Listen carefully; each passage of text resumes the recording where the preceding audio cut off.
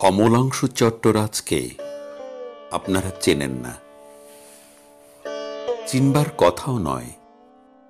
তিনি একজন পার্ট টাইমের পদ্যকার ও নিরীহ মেজাজের ভদ্রলোক। এখানে ওখানে তার দু চারটি পদ্য ইতিমধ্যে ছেপে বেরিয়েছে বটে, কিন্তু তার কোনোটাই কিছু আহামরি ব্যাপার হয়ে ওঠেনি। আপদমস্তক কাব্যভাবনায় নিমগ্ন একজন মানুষ এমন কথা কেউ বলবে না। আর পাঁচজন সাধারণ মানুষের মতোই কখনো তিনি ভিতর বাড়ির বাসিন্দা, আর কখনো তিনি বাইরে বাইরে ঘুরে বেড়ান। কখনো তার ভুরু একটু বেঁকে যায়, আর কখনো মনে হয় ভাগ্যিস জন্মেছিলেন, নইলে আজকের এই টকটকে লাল সূর্যোদয় তার দেখাই হতো না। কখনো তিনি 7 বাসি কাপড় পরে দিনের পর দিন দাড়ি না কামিয়েও দিব্যি চালিয়ে নেন।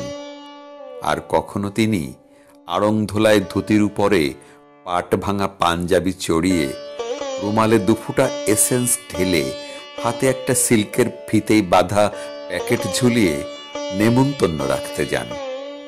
ঠিক তেমনি কখনো তিনি কবিতার মধ্যে থাকেন, কখনো তিনি থাকেন না। আজ সকালে তিনি কবিতার মধ্যে ছিলেন না, অর্থাৎ তিনি ভালোই ছিলেন।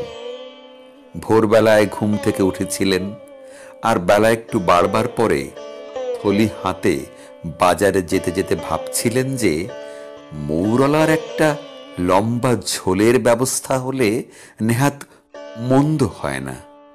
কিন্তু 250 গ্রাম মাছের ওজনে কোনো কারচুপি হচ্ছে কিনা সেটা বুঝবার জন্যে অমলাংশু যখন কাঁটার দিকে খুব খর নজরে তাকিয়েছিলেন, ঠিক তখনই তার পাশে দাঁড়ানো 2 ভদ্রলোকের বাক্যালাপ তার কানের মধ্যে ঢুকে পড়ে।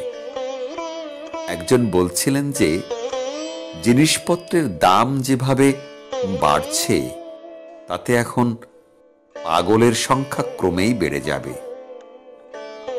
শুনে দ্বিতীয় ভদ্রলোক একটু না হেসে খুব গম্ভীর গলায় মন্তব্য করলেন, এই সমাজে পাগল হয়েও নিস্তার নেই। অমলাংশু চমকে যান, কেননা কথাটা কানে যেতেই 25 বছর আগের একটা ঘটনা হঠাৎ তার চোখের সামনে ভেসে ওঠে।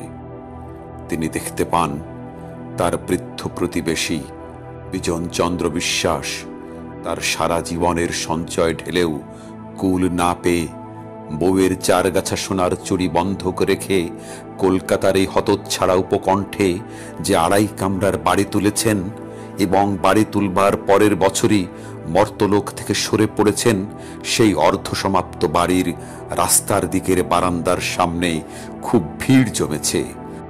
আর সেই ভিড়ের মধ্যে দাঁড়িয়ে আছে তাদের পাড়ার পাগলি। পাগলির চুল জট পাকানো, সেই জটার মধ্যে কাদা, তার ঊর্ধ্বাঙ্গে কোনো আভরণ নেই, তার ফুলে ওঠা স্তন থেকে দুধের ফোঁটা গড়াচ্ছে, তার নিম্নাঙ্গের শতচ্ছিন্ন কাপড় ভাসছে রক্তেই, আর তার কোটরগত 2 চক্ষু থেকে ঠিকরে পড়ছে আগুন।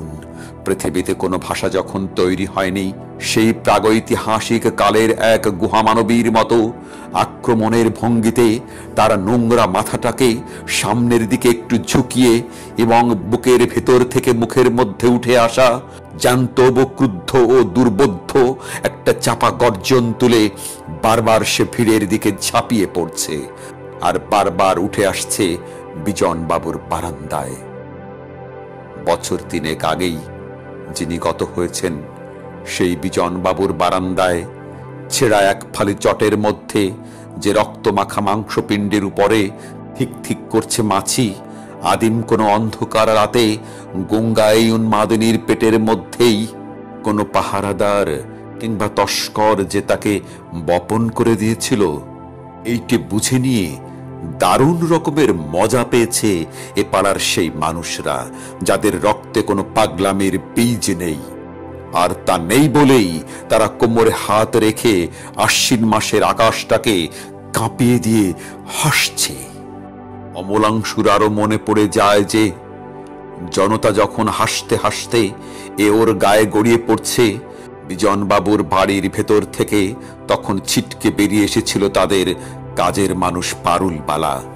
বারান্দায় যে রক্তপিণ্ডটা মাঝে মাঝে নড়ে উঠছিল, একটা ন্যাকড়ায় জড়িয়ে সেটাকে কোলে তুলে নিয়ে ভিড়ের দিকে একদলা থুতু ছুড়ে দিয়ে সে চেঁচিয়ে বলে উঠেছিল, নিস্তার নেই গো বাবু মশাইরা, এই তোমাদের বাঘ সিংগিতে ভরা এই জঙ্গলের মধ্যে পাগলদেরও নিস্তার নেই, পাগলদেরও যে নিস্তার নেই। মাছের দোকানের সামনে দাঁড়িয়ে 250 গ্রাম মৌরলা মাছ ওজন করাতে করাতে অমলাংশু সে কথা দ্বিতীয়বার শুনলেন, আর তৎক্ষণাৎ তার মনে পড়ে গেল 25 বছর আগেকার সেই শরৎ সকালের দৃশ্য। কিন্তু পার্ট টাইমের কবিরা কি বা করতে পারে? তারা শুধুই লজ্জা পেতে পারে আর আত্মধিক্কারে দিনে দিনে আরো কুকড়ে যেতে পারে, তাছাড়া আর কিছুই করতে পারে না। আর তাই 25 বছর আগে যেভাবে ফিরেছিলেন বাজার থেকে অমলাংশু আজও মাথা নিচু করে ঠিক সেভাবেই তার বাড়ির পথে আবার পা বাড়িয়ে দেন।